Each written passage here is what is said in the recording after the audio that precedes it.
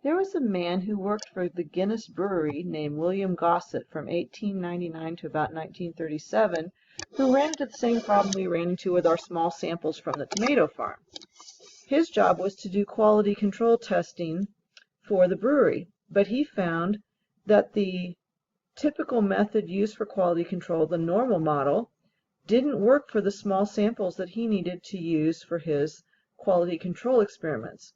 So he set out to figure out a better method, and he's the one that came up with what's called the t-distribution. It used to be called the student's t-distribution. The reason it wasn't named for him was that his statistical method so revolutionized the brewing process that his employers did not want his findings to be published. But he really wanted to share them with the rest of the scientific world, so they compromised. He was allowed to share his findings, but not under his own name, so competitors wouldn't know that it was his methods that was helping their brewery produce such superior beer. So this is where we get the student's t-distribution. Back then, of course, there was no computers, so to come up with the new t-model, Louis Gossett literally put thousands of slips of little paper and just did lots and lots and lots of random samples from a bag of slips of paper to make a sampling distribution for his model, and it was a great deal of tedious work, but it has revolutionized the way we can handle data involving small samples. So this is an introduction to the t-distribution. When do we use the t-distribution? We use the t-distribution instead of the normal model, which is z, where we get our z critical value, when we don't know the population standard deviation. And generally we don't know. If we don't know the mean, why would we know the standard deviation? If you happen to know the mean and or if you happen to know the standard deviation of the population and you're just investigating the mean, you can still use the normal model, but we rarely do that. So just in general with small sample sizes, use t. And you can always use t instead of z anyway, even with large sample sizes. It'll come out about the same. So what is the t-distribution? Well, it's actually a family of distributions. And so before we go farther with this, and I've written down some information here, but let's take a look at the model here so we can see what it looks like.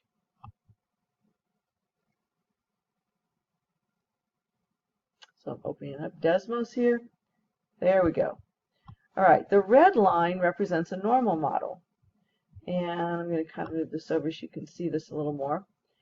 It says the t-distribution is flatter and fatter than the normal distribution. It's the blue one. See how it nicely approaches the standard normal distribution when sample size n increases.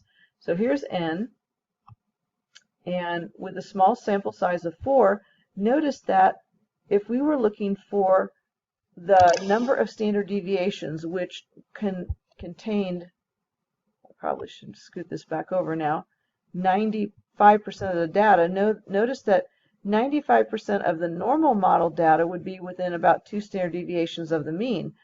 But I would have to go a little farther out, probably about 3 standard deviations from the mean. I'll kind of scoot this over so you can see this whole model.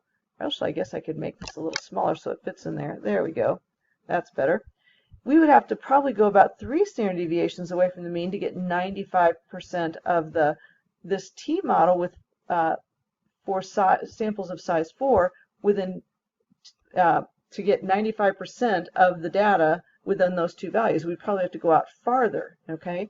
So we're going to have to add more standard deviations. So, but as I increase the sample size, notice that the t-distribution becomes more and more like the normal model. In fact, it almost looks exactly like the normal model by the time we get up to close to 100 in our sample, even 50, really. It looks very, very close. So the t-distribution isn't just one distribution. It's a whole series of distributions that depend on the sample size. Small sample sizes, it's a lot flatter and fatter in the tails than the normal model. As the sample size increases, it's just slightly fatter and flatter. We also define a term called the degrees of freedom. The degrees of freedom is just 1 less than the sample size. Okay, so how does this work? The center of the distribution, mu of x bar, is still mu, just like with the normal model. The spread is sigma of x bar is the standard deviation of the sample divided by the square root of the sample size rather than sigma. So that's the change. And then we also have the degree of freedom. Okay, move this. Sorry, I got to move this little screen over here. The degree of freedom, which is 1 minus the sample size, which defines which of the t distributions we're using. Because remember, they kind of change in shape as the sample size changes. To describe the shape of the t distribution, it's unimodal and symmetric, similar to a normal model, but with wider, thicker tail regions.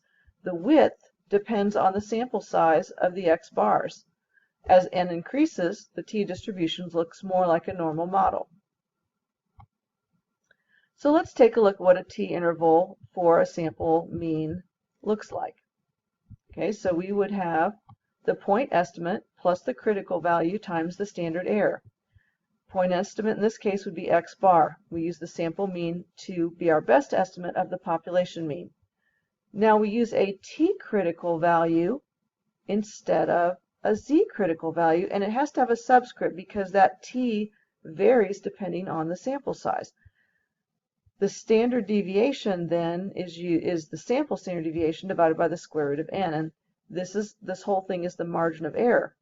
Remember that our margin of error was too small when we were using the sample standard deviation because we found that the sample standard deviation is generally smaller than the population standard deviation.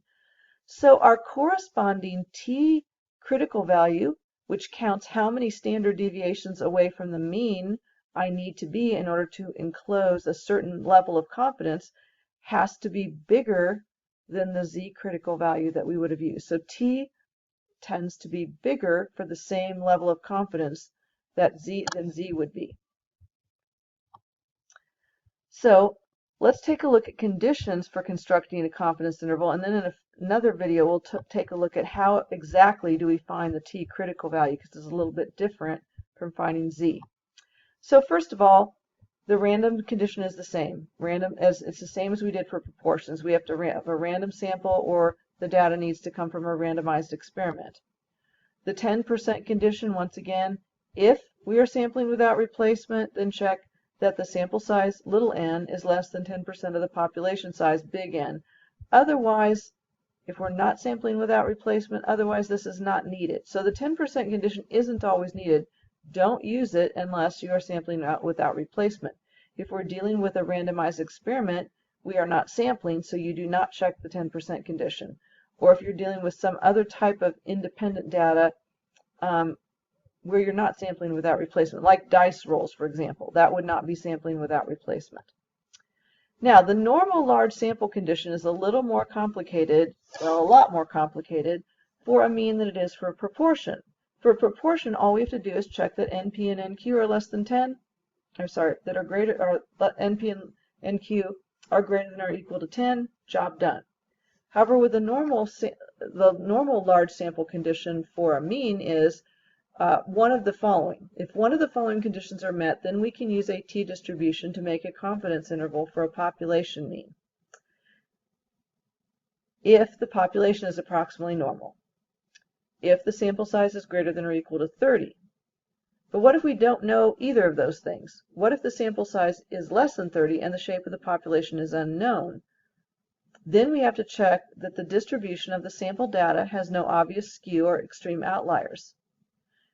If that is the case, then it is plausible that the sample came from a normally distributed population. So in other words, if we don't see anything in the sample that would make us think that the population was not normal, then we'll just assume it is normal. Okay, so it might seem like an assumption, but it generally works pretty well. For number 3, it is required that you make a graph of the data, that you sketch it, and that you comment on its lack of skewness and outliers to satisfy the condition.